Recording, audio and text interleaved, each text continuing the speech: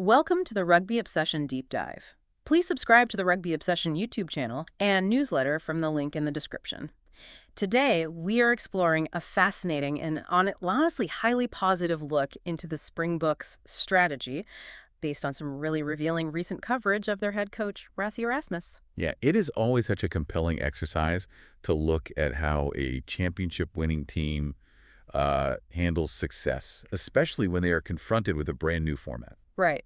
Okay, let's unpack this because we have the brand new Nations Championship making its highly anticipated debut. Yeah. But the reigning World Cup champion coach has publicly stated he doesn't even see it as a competition. It's wild. I mean, to give some context for what the Nations Championship actually is, it's this new biennial tournament featuring 12 teams. Okay. And they're divided into two conferences. You've got the Northern Hemisphere, so the 6 nations, and then the Southern Hemisphere, which is the Sanzar nations, plus Fiji and Japan. Got it. So it's North versus South. Exactly. Teams play 6 matches against the opposing conference over 2 windows, and it all ends in a finals weekend, which is totally based on rankings. Right, rankings.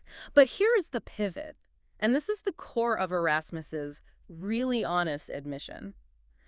The Springboks won't change their approach to chase bonus points. Like, they aren't going to worry about topping their side of the table at all. What's fascinating here is that while the tournament relies heavily on a point system, try bonus points, losing bonus points, points for and against Erasmus just completely rejects letting that dictate his team's play style. Which is, that's a huge shift from how most coaches would operate. He's basically treating these matches against England, Scotland, and Wales this July strictly as just the next test match. Yeah, exactly. His priority seems to be entirely on building squad depth and character and keeping that recognizable playing style. Right. He isn't getting distracted by the shiny new tournament math. It's like entering a high-stakes poker tournament, but deciding you're only going to play to practice your bluffing for an even bigger game next year.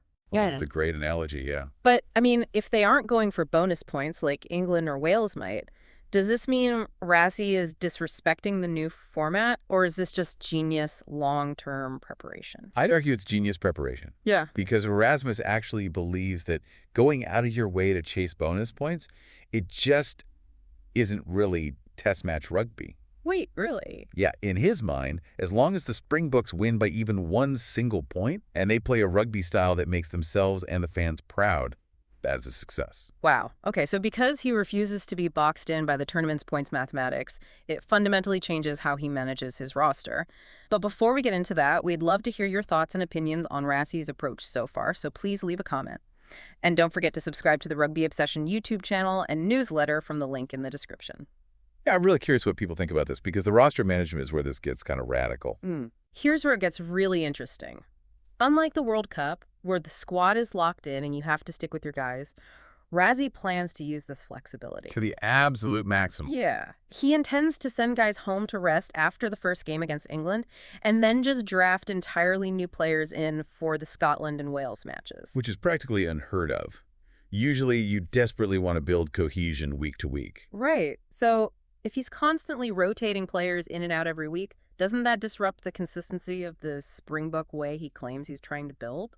Well, if we connect this to the bigger picture, Erasmus isn't just looking at July. Okay. This rotation is a really calculated move to prepare for the massive upcoming tour against the All Blacks in South Africa. Oh, man. Yeah, playing the All Blacks twice at home, that is brutal. Exactly. You can't survive that with just 23 guys. And ultimately, he's laying the groundwork for a historic World Cup three-peat bid in Australia next year. A three-peat? Nobody has ever done that. Right. So he needs to see how these young players operate when the system is under stress.